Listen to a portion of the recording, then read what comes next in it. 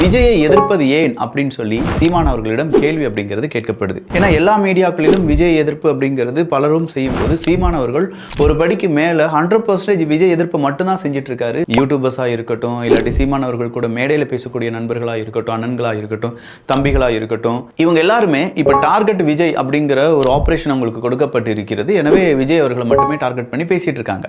உங்களுக்காக என்னுடைய உச்சத்தை, என்னுடைய வருவாயை விட்டுட்டு வந்தேன்னு சொன்னா அப்ப என்ன கேள்வி வருது? உன்னை யார் விட்டுட்டு வர சொன்னது வருதா இல்லையா?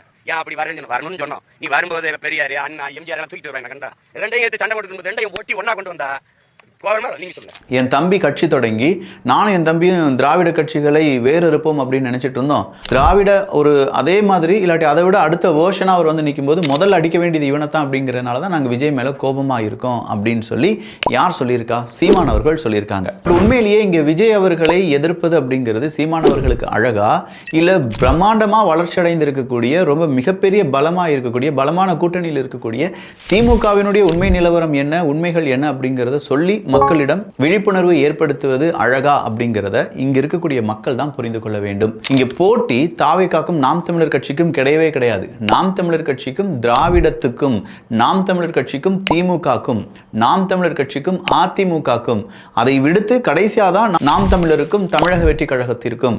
பட் இது அப்படியே ஆப்போசிட் டைரக்ஷன்ல இருந்து வராரு சீமான் அவர்கள்.